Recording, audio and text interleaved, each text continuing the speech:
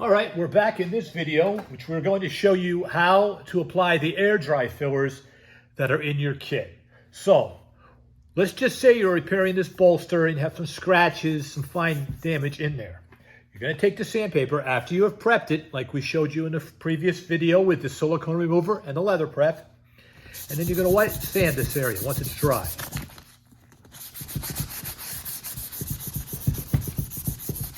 You're trying to achieve as smooth an area as possible, take down any high spots. Here we have a little bit of a dig type of a damage, so we're going to fix that in a minute.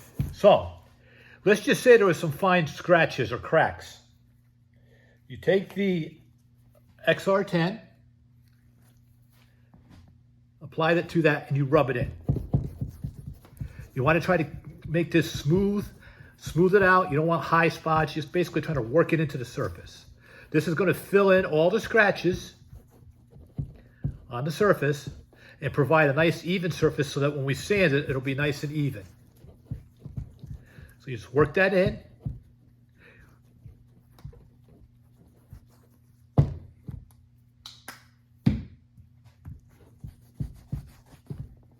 try to drag it smooth, work it in.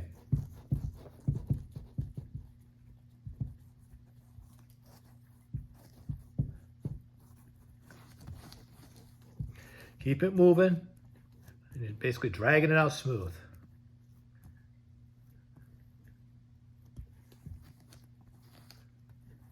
You don't want any high ridges, you're trying to spread it out and feather it out.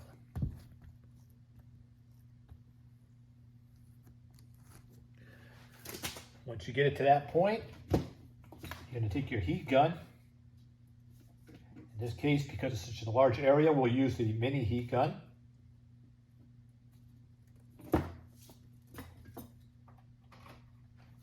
And just dry it.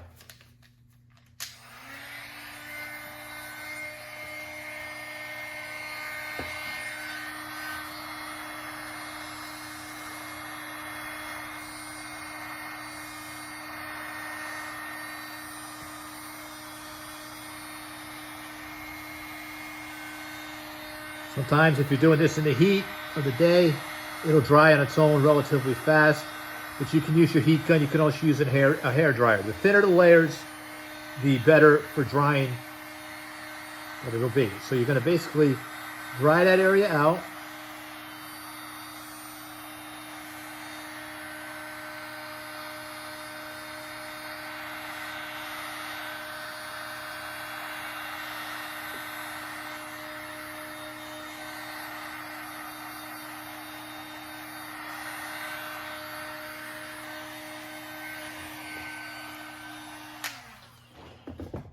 Okay, so now you have the area basically filled. Like I said, there were scratches here. Would fill in all these scratches and keeps the area nice and level.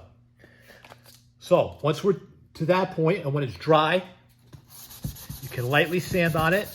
Make sure it's dry.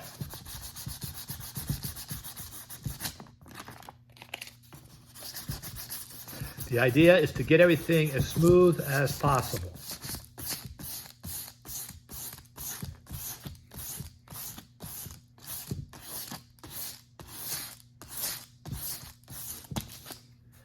Now you have it all smoothed out. If there was no other damage, at this point you would proceed to your color step to color the repair. But we have some damage over here, so that's a little heavier. By filling it with the XR10, we've provided a primer, but now we need something heavier to go over it. So now we've moved to the XR11. The XR11 is going to be thicker and allow us to fill in the damage. We'll take our palette knife and we'll fill it in. Scrape it level, scrape it level. Take the heat gun. Now you don't need to heat this. This will dry on its own. It's air dry. However, if you take a heat gun or a hair dryer, it'll dry it faster.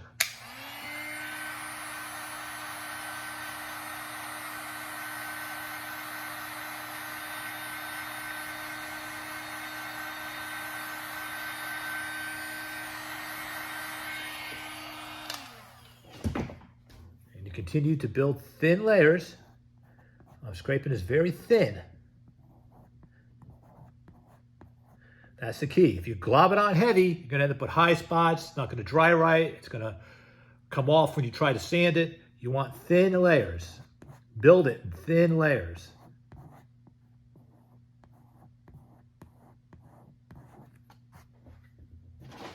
And dry it again with a hairdryer type heat or heat gun on low. We're not trying to cook this like a compound. We're just trying to dry it.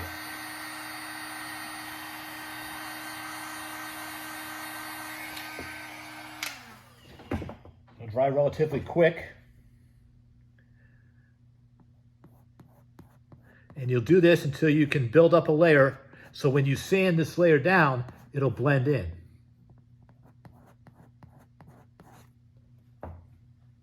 Now, we'll dry this one more time and then I'll show you on the XR12.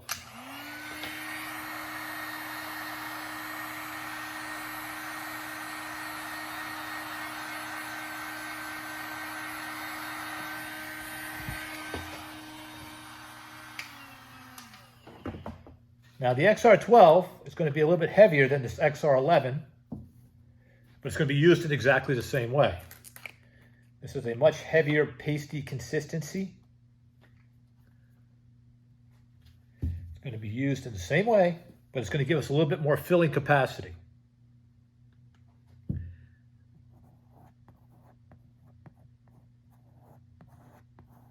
now you can see it's going to fill in a little bit better. Again, we're going in thin layers. Down, scrape. Down, scrape. If you get it too heavy, you'll know it because as soon as you sand it, it's going to start to roll and lift on you because it didn't dry properly. It has to be thin layers to dry properly.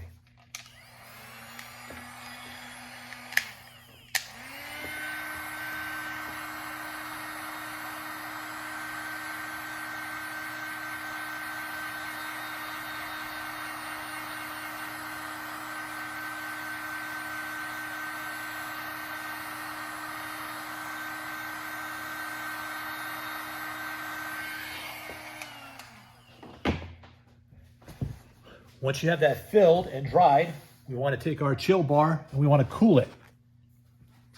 We want it to be cool because if it's hot, it still can roll when you start to sand on it. So you want it to be cool. The idea is to keep the surface smooth and level for when you paint over it so you don't see it. So essentially you're filling it in. It's very similar to bondoing a car. Same kind of a process. You're going to fill it in. Scrape it level, sand it smooth. Fill it in, scrape it level, sand it smooth until everything is smooth and level. You don't want to feel any edges. It should feel smooth.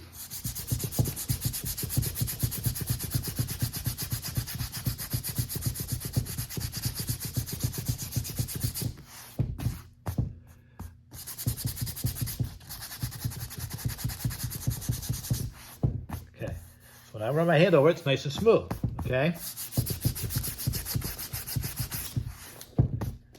At this point, I would be ready for paint.